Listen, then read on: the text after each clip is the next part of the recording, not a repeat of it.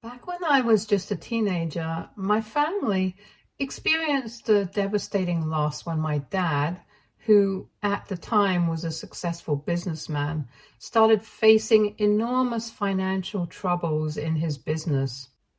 At one point, his business partner even ran away with some of the company's funds, making it impossible for my dad to keep the business afloat any longer. In the end, he was forced to shut down the business completely. Now, my father had always been a very proud man and had immense pride in his business. However, when he suddenly lost his only source of income, it made him absolutely depressed. He had always been a pillar of strength for our family, the one we all looked up to, not just for his hard work and dedication, but for the way he carried himself with dignity and grace in everything he did. His business wasn't just a source of income. It was a reflection of his dreams, his aspirations, and all the years of effort he had invested. When it crumbled, it felt like more than just a financial loss. It was as if a part of him had been taken away. For our family, this loss was not just about the money or the business itself. It was about the uncertainty that followed. Watching my father transform from the cheerful, happy man I had always known into someone who was short-tempered and constantly agitated was one of the most painful experiences of my life. It was as if the weight of his loss had drained him of the very qualities that had defined him for so long. I vividly remember those dark days when he would spend entire days in bed, a stark contrast to the energetic man he used to be. He would only come out to eat, and even then, it was a quick, almost mechanical routine before he retreated back to the solitude of his bed. He seemed to have lost all interest in life outside of his room. My mom would try her best to lift his spirits. She would gently urge him to get out of bed, suggesting that he find some hobbies or even just go for a walk to clear his mind. She hoped that maybe a distraction could help pull him out of the deep sadness he was sinking into. But instead of the hopeless response she was looking for, my dad would often snap at her, telling her to leave him alone. The frustration and pain in his voice were palpable, and it was clear that he was grappling with emotions he didn't know how to handle. During this difficult time, my mom became the sole provider for our family. She was a nurse at a local hospital, and while she had always been committed to her work, the financial strain of my dad's business collapse meant that she had to take on even more. The bills were piling up and the rent was overdue. There was no choice. She had to pick up extra shifts at the hospital, often working long hours just to keep us afloat. It was hard to see her stretch herself so thin, juggling the demands of her job while also trying to hold our family together emotionally. She never complained, but I could see the exhaustion in her eyes and the weight on her shoulders. She was carrying so much, and I admired her strength even as I worried about how long she could keep it up. The atmosphere at home during that time was always heavy and thick with an unspoken tension that lingered in every corner of the house. My younger brother Michael and I did our best to avoid anything that might anger our parents, especially our dad, whose mood had become so unpredictable. Now, Michael was always the smarter one between the two of us, the kind of kid who was naturally gifted when it came to academics. He was a bit of a nerd, the type who loved burying his nose in books and solving complex problems for fun. In contrast, while I did well in school, my interests extended beyond just studying. I was passionate about basketball and had a few other hobbies that I enjoyed, which meant my grades weren't quite on Michael's level, but I always did my best. And up until that point, my mom had never had any issues with it, since she regularly kept track of my grades. She understood that we were different, and she valued the effort we each put into our pursuits. However, as my dad began spending more and more time at home, the dynamics in our family began to change. He suddenly had a newfound interest in our grades and would make comments about how I clearly wasn't working as hard as Michael, pointing out the differences in our academic achievements. I remember him saying things like, "If you're not going to be the best, then what's the point of even studying? Stop going to school." His words hurt a lot, not just because they were mean, but because they clearly came from his own pain and failure after the loss of his business. It was as if he was projecting his feelings of inadequacy and loss onto me. It hurt to see him so disillusioned and to feel like I was somehow contributing to his unhappiness, even though I knew deep down that wasn't the case. I tried to focus on my studies more, hoping to impress my dad, but it was just never enough. If my mom ever showed any appreciation for my grades, my dad would quickly undermine it with taunts, insisting that there was nothing to be proud of when the grades could be much better. At first, my mom would try to defend me, reminding him that I was doing my best and that every achievement, no matter how small, deserved recognition. But as time went on and as my dad's taunts grew more frequent and intense, something changed. Slowly, she started to join in with him, echoing his comparisons between me and Michael. They both began to tell me almost daily how much better my younger brother was doing than me and how I needed to step it up if I wanted to keep up with him in life. My dad would remind me almost every day how I was always lesser than Michael. The comparisons felt relentless, and they started to seep into every aspect of my life. Eventually, they even banned me from any after-school activities, including playing basketball. They told me that if I wanted to do better in school, I needed to concentrate solely on my studies. So I was forced to give up the sport I loved, the one thing that allowed me to feel free and happy, and devote all my time to schoolwork just so I could be as brilliant as my brother. However, as my parents' restrictions tightened, I began to feel trapped in my own home. I was constantly on edge, waiting for their next criticism or comparison. I started to feel depressed, overwhelmed by the sense that no matter what I did, it would never be enough. There was no time for rest or relaxation.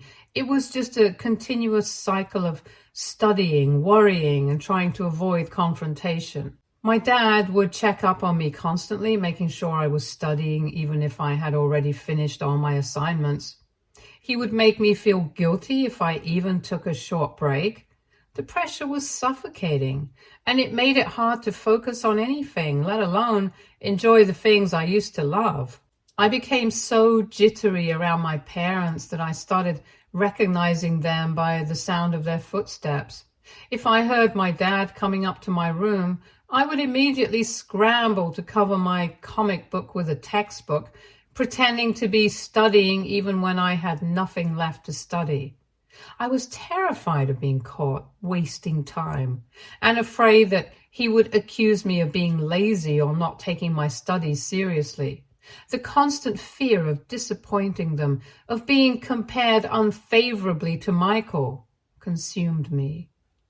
This fear and anxiety bled into every part of my life. I felt like I was walking on eggshells, never knowing when the next criticism would come or what I would be accused of next. I began to lose interest in everything, even the subjects I used to enjoy, because they were now just another source of stress. The joy I once found in learning and in playing basketball was gone, replaced by a deep sense of inadequacy and guilt. I became a shadow of who I once was, constantly striving for an approval that seemed more and more unattainable. And even though I was doing everything they asked, studying harder, giving up my hobbies, and trying to be the perfect student, I never felt like it was enough. The more I tried to meet their standards, the more distant and disconnected I felt from them and from myself. A year into my dad's business going under, our family was still caught in a downward spiral. My dad hadn't been able to find a new job, and my mom was working herself to the bone, trying to keep everything together while the bills kept piling up. And that's when I remembered my grandmother had come to visit. I think she must have noticed right away how different our lives had become. We had once lived comfortably with everything we needed and more, but now it felt like we were just scraping by, struggling to make it through each day. I didn't know it at the time, but I think my grandmother had a serious talk with my parents about our situation. She must have seen the toll it was taking on all of us, especially on my mom, who was working endless hours, and on my dad, who was still grappling with the loss of his business and his sense of self-worth. The very next day after my grandmother's visit, my parents sat me down for a talk. I could tell right away that something was different. There was a seriousness in their expressions that made my stomach drop. They told me that they had been talking and had come to a difficult realization. They were struggling too much to take care of both me and my brother. I was taken aback, not fully understanding what they were trying to say. I asked them what they meant, my heart pounding in my chest. My dad looked at me with a heaviness in his eyes that I had never seen before, and he explained that my grandmother had suggested a solution, one that neither of them wanted to consider but felt they had to. She had pointed out that my uncle, who didn't have any children of his own, had always wanted to be a father. He and his wife had a stable life, and they would be happy to look after one of us, to ease the burden on my parents and give one of us a better chance at stability. I looked confused as I heard this. My mom then chimed in, her voice trembling as she spoke. She told me that because Michael was the youngest and more academically inclined, they believed it was best for him to stay with them so that his education wouldn't be disrupted. They said they wanted me to go and live with my uncle where I could have a fresh start and they could focus on taking care of Michael. Hearing this, I felt like the ground had been pulled out from under me. I was shocked and hurt. It felt like a rejection, like they were choosing Michael over me and deciding that he was more worthy of their care and attention just because he was more talented than me. I couldn't understand why they would send me away, why they thought it was okay to separate our family like this. I had always done my best despite everything that had happened, and now it seemed like none of that mattered. I started to cry and asked them if they didn't love me anymore and how I would work harder on getting better grades. But my dad shook his head and told me that they just didn't have the money to support 2 kids and assured me that I was a better match for my uncle's family anyways. My mom tried to explain how, as the oldest child, I should make this sacrifice without complaining, since Michael had a better shot of becoming someone extraordinary. I remember staring at them, trying to process what they were saying. At that moment, I felt a mixture of emotions: anger, sadness, betrayal, and an overwhelming sense of loss.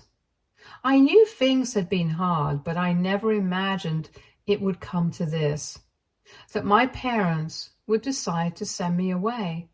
It was as if the last bit of stability I had left was being taken away from me, and I didn't know how to cope with that.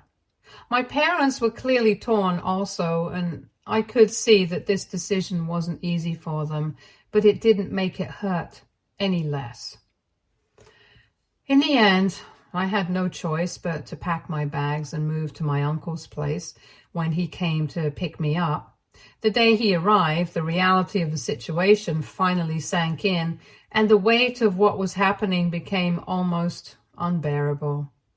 I remember crying a lot when it was time to say goodbye to my brother, even though I knew I would still see him at school. The thought of not being together at home, of not sharing the same space, was heartbreaking. Michael was devastated too.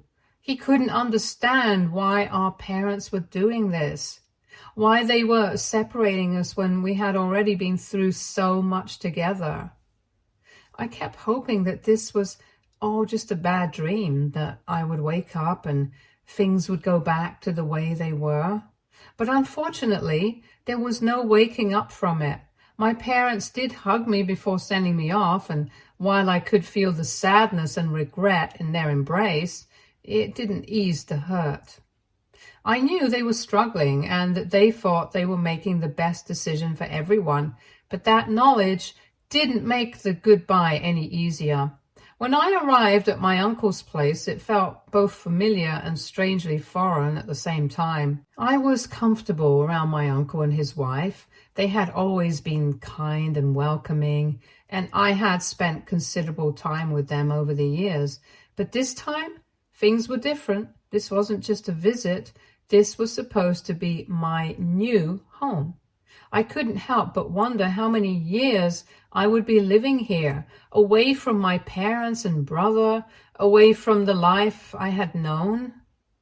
My uncle and his wife did their best to make me feel welcome. They were kind and tried to make the transition as smooth as possible. The first few nights were the hardest. I would lie in bed, staring at the ceiling, overwhelmed by the unfamiliarity of my surroundings. I missed my old room, the sounds of my brother moving around next door, and even the creaks of the floorboards that I had come to know so well.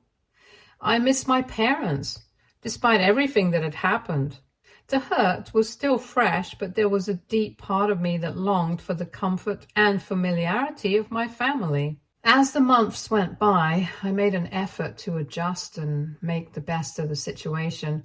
My uncle and his wife were incredibly supportive, and they went out of their way to help me feel at home. It wasn't easy at first. There were moments when the homesickness hit hard, and I longed for the familiarity of my old life. But gradually, I began to see the advantages of living with my uncle. One of the biggest differences was that, unlike my dad, my uncle didn't get angry with me over small things. He was patient and understanding, which made me feel less anxious and more at ease. Although my aunt was strict about making sure that I did my homework every day, she also encouraged a healthy balance.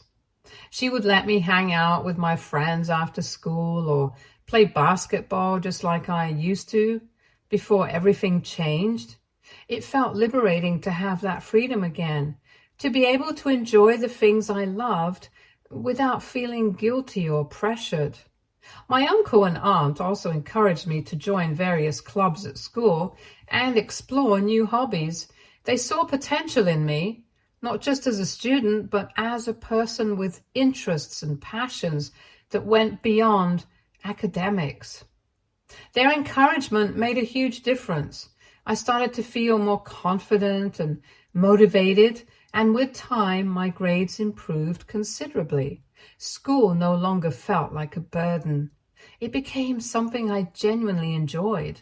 The stress and pressure that had once consumed me was slowly being replaced by a renewed sense of purpose and excitement for the future.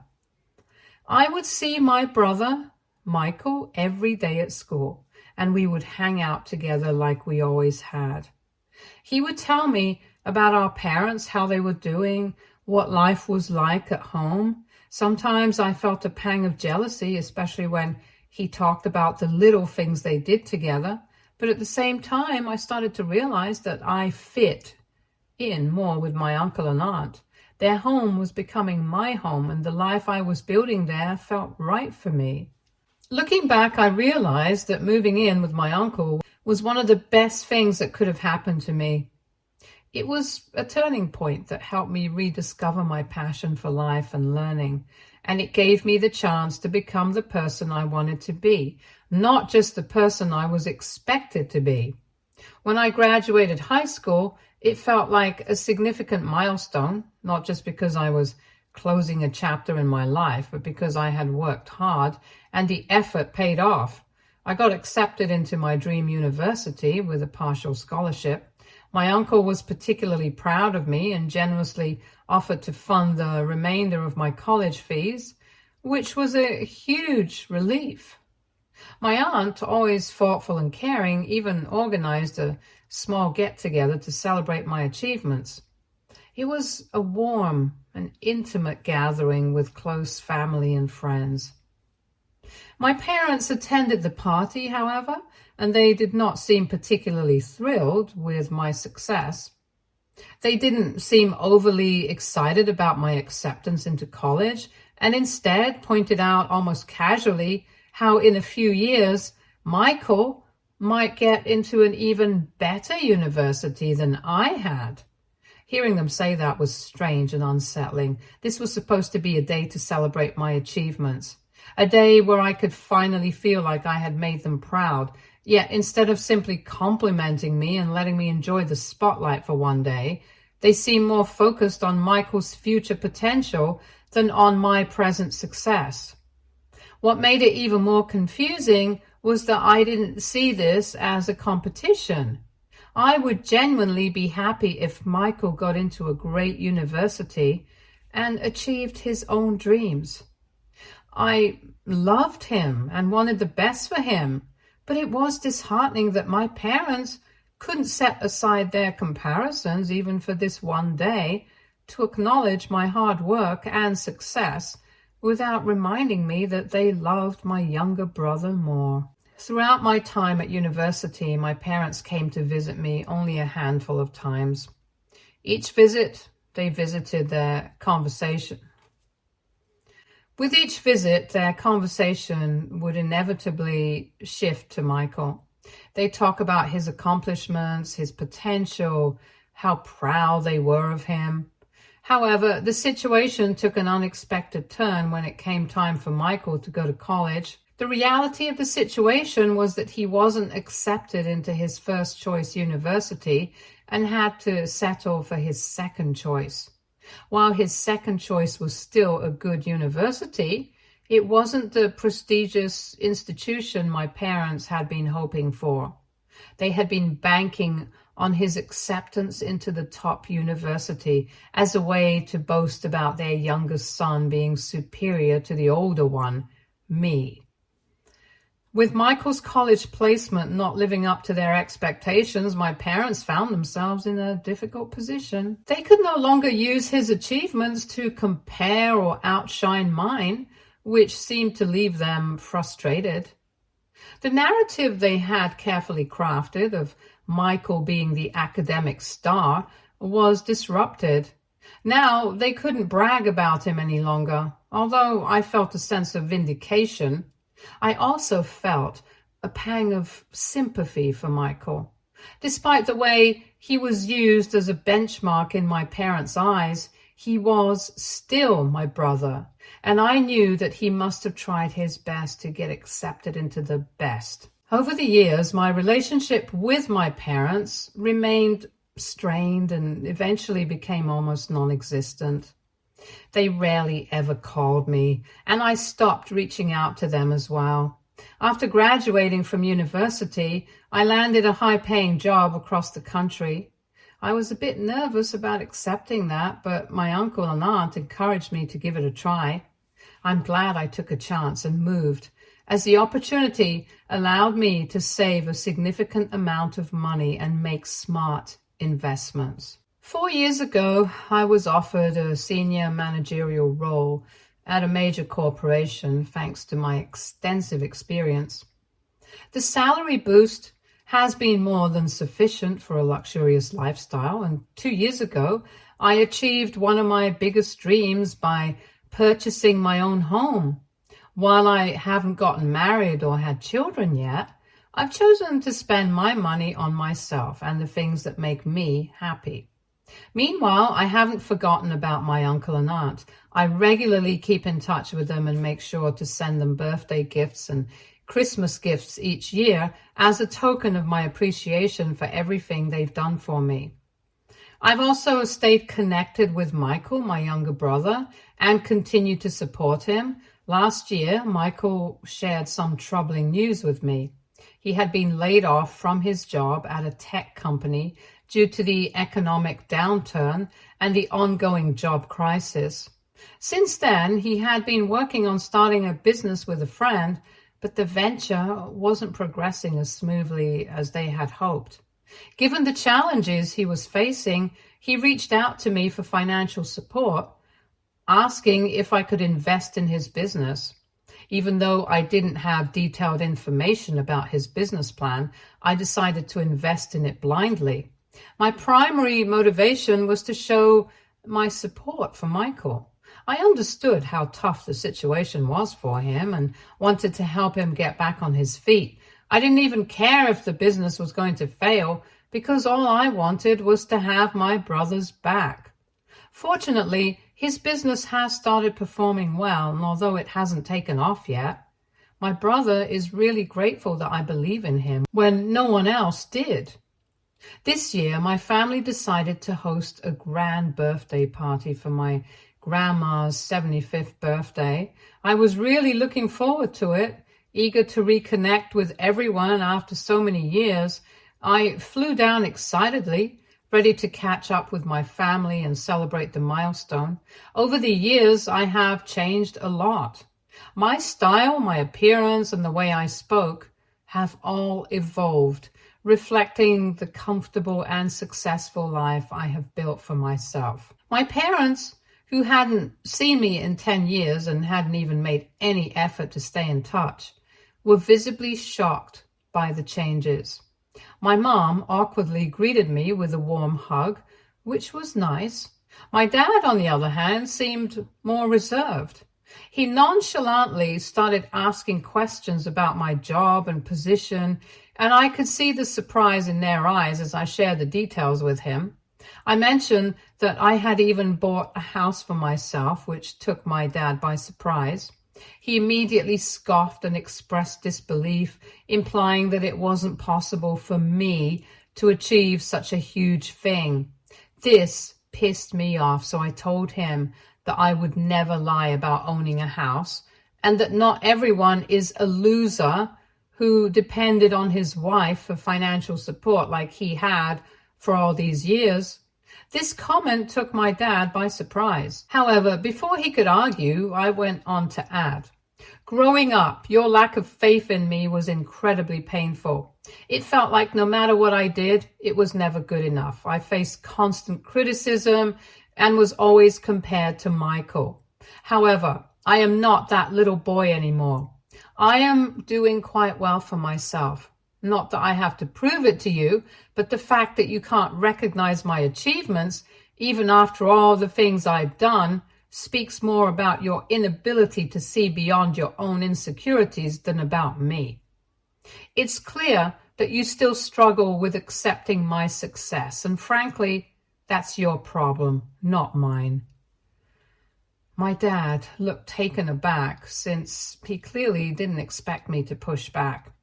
I also pointed out to him how I was the only one who had invested in his talented son's business when Michael had no other prospects. So my dad needed to get his head out of the gutter and start respecting the person I had become over the years.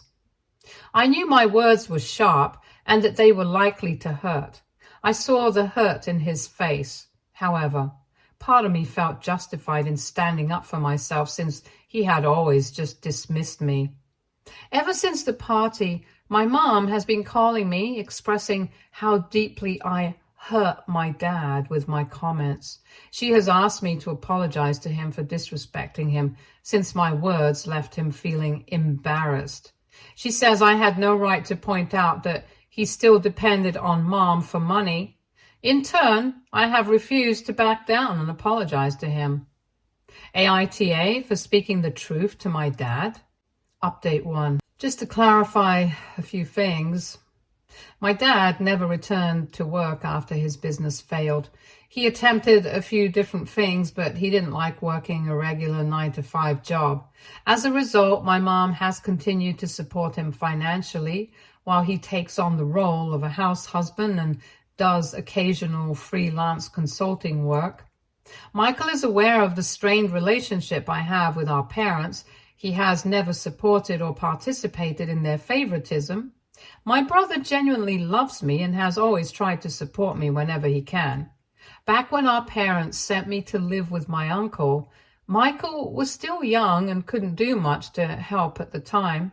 I think the main reason that my parents clearly disliked me is because I remind them about their failures. They clearly abandoned me when things got tough, hoping that by getting rid of me, all their problems would be gone, or at least that their lives would improve. However, they continued to face financial difficulties while I thrived under my uncle's care.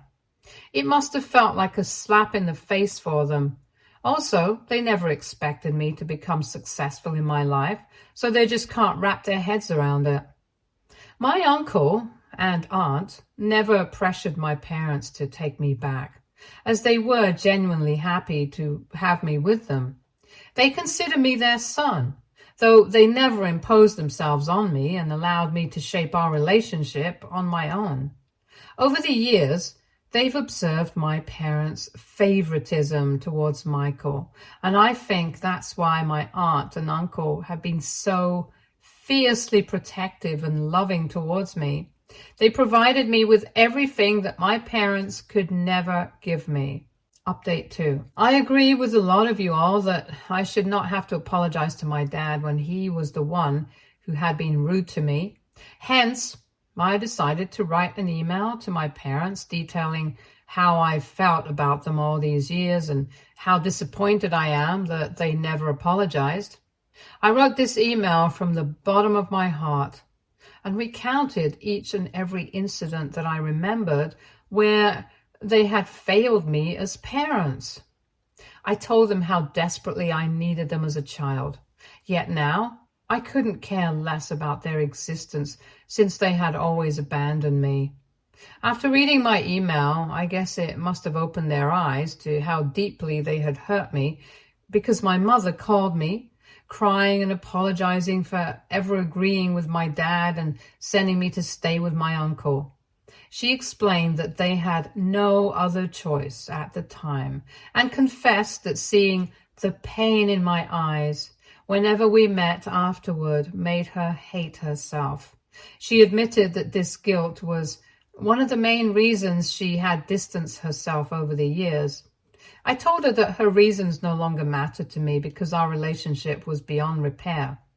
I no longer considered her and Dad as my parents.